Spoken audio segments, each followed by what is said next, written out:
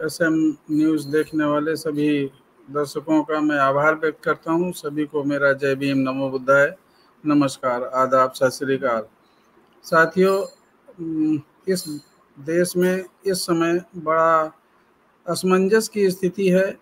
लोगों को भय और असुरक्षा सता रही है। इस देश में जो कानून का राज है वो बिल्कुल नदारद लग रहा है। साथियों, देश के चाहे किसान हो, चाहे मजदूर हो और चाहे शिक्षित बेरोजगार नवयुवक हों, सबका भविष्य खतरे में लग रहा है। आम जनता महंगाई से त्रस्त है। सरकार का कहीं कोई अस्तित्व ही नहीं दिख रहा। सरकार अपने गुणगान करने में, अपने विदेशी यात्रा में, सरकार अपनी छवि को निखारने में लगी हुई है। काम या विकास के नाम पे कुछ सीमित लोगों का ही विकास, कुछ उच्च वर्ग के लोग हैं, वही इस देश में अर्थव्यवस्था को नियंत्रित किए हुए हैं और अर्थव्यवस्था के साथ साथ राजनीतिक सत्ता को भी वो अपने तरीके से चला रहे हैं। साथियों, देश में जो बड़ी महंगाई है, बेरोजगारी है, भूखमरी है, इसका असर देश की आम जनता पे इस कदर पड़ रहा है कि लोग एक एक दाने के लिए मोहताज हैं। लोगों के पास काम नहीं है, चाहे महामारी के बाद जो भी स्थिति बनी हो, लेकिन सरकार की तरफ से कोई इस तरह का, चाहे उनके रोजगार की को दिलाने के लिए कुछ उपाय किए जाएं, ये ऐसा कुछ भी नहीं नज़र आ रहा। सरकार जो है बिल्कुल मूक दर्शक बनी बैठी है और यहाँ के जो लोग हैं वो झूठी शान में जिस तरह का वातावरण, माहौल जिस तरह से तैयार किया गया है सरकार के द्वारा, उससे एक अंध राष्ट्र, अंधभक्ति वाला राष्ट्र बिल्कुल प्रतीत हो रहा है। यहाँ ना तो किसी को बोलने की आज़ादी है, ना अपनी बात कहने की आज़ादी है। लोगों को जेलों में डाल दिया जाता है। यहाँ का जो मीडिया है वो बिल्कुल बिका हुआ है। मीडिया ने अपनी भूमिका, जो प्रजातांत्रिक शासन प्रणाली में मीडिया की एक अहम भूमिका होती है, लेकिन मीडिया की कोई भूमिका नहीं है।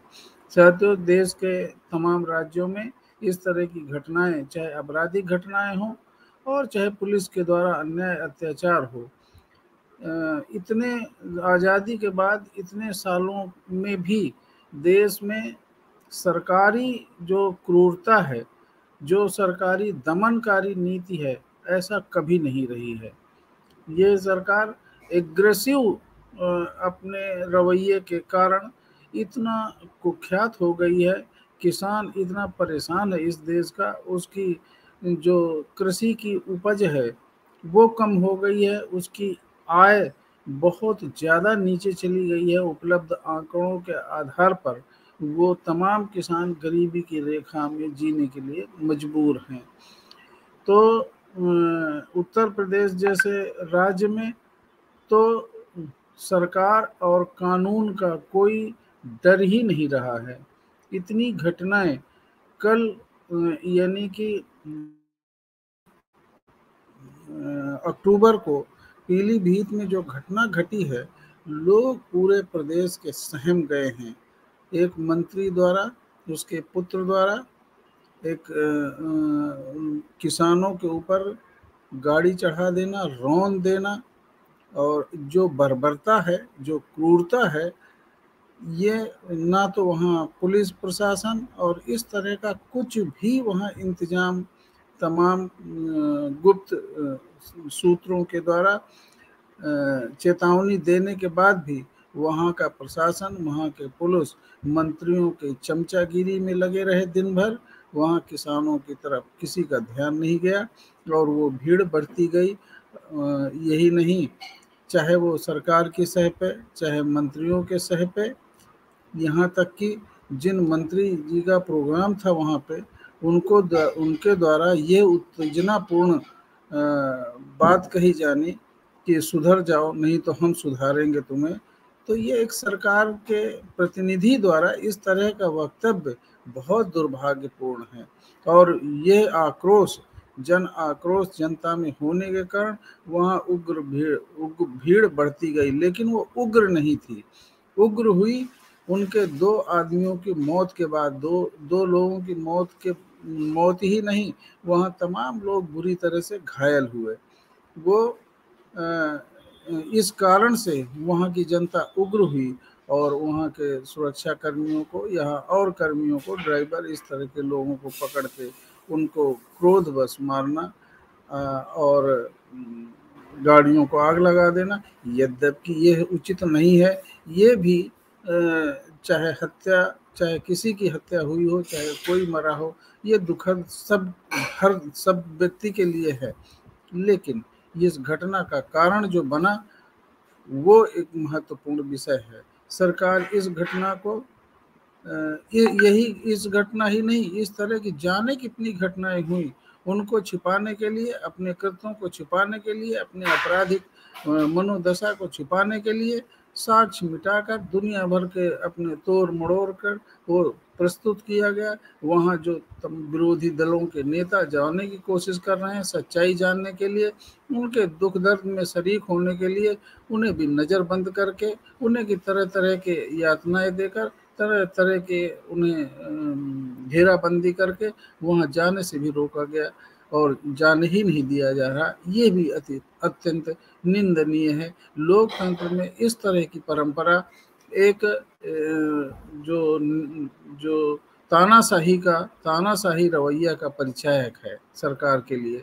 तो ये जो घटनाएं घट रही हैं पूरे देश में, इस तरह की जो घटनाएं घट रही हैं, पुलिस द्वारा किसी को होटल से पकड़ के उसको मारना, उसकी हत्या कर देना, साक्ष्य मिटाना, ये सारे प्रूफ इकट्ठा हो रहे हैं, उसके बावजूद भी सरकार के कानों में कुछ जूं तक नहीं रेंग रही।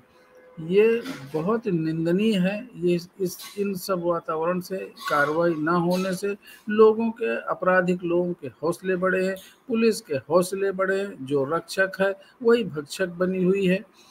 तो इस तरह से देश की जनता आज असुरक्षा और भय के वातावरण में जी रही है। उसका कोई भविष्य नजर नहीं आ रहा। शिक्षा के क्षेत्र में, चाहे पढ़ाई को लेके हो, कुछ भी, ना तो स्कूल खुल रहे हैं, ना कुछ नहीं, ना पढ़ाई का कोई उचित व्यवस्था सरकार द्वारा की जा रही है। जो पढ़ लिख के जो बेरोजगार हैं, वो बेरोजगारी में इतना त्रस्त हैं कि उनके भविष्य का कहीं कोई और छोर नजर नहीं आ रहा है। किसानों की जो 1 साल से ज़्यादा बीत जाने के बाद भी जो उनकी दुर्दशा है, जिस तरह का आंदोलन कृषि कानूनों को लेकर, जिस तरह से वो लोग घिरे हुए हैं, जिस तरह से आंदोलनरत हैं, तो उनके कामकाज का भी असर पड़ रहा है और उनके भविष्य पे भी उनकी आर्थिक समस्या भी जर्जर होती जा रही है।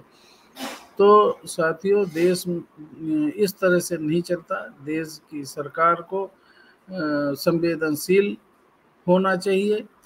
उन किसी भी नागरिक को अगर किसी तरह की समस्या है, नागरिकों को अगर एक सामूहिक स्तर पर, सार्वजनिक स्तर पर एक कृषि के संबंध में, कृषि कानूनों के विरोध में इस तरह के आंदोलन है, तो सरकार को गंभीरता से इस पर विचार करना चाहिए। और जहाँ तक ये आपराधिक घटनाओं का मामला है, सरकार बिल्कुल इस पे असंवेदनशील है, कोई कार्रवाई नहीं कर रही। इसलिए दिन प्रतिदिन इस तरह की घटनाएं बढ़ रही हैं। भय और असुरक्षा का वातावरण पूरे देश में फैल रहा है।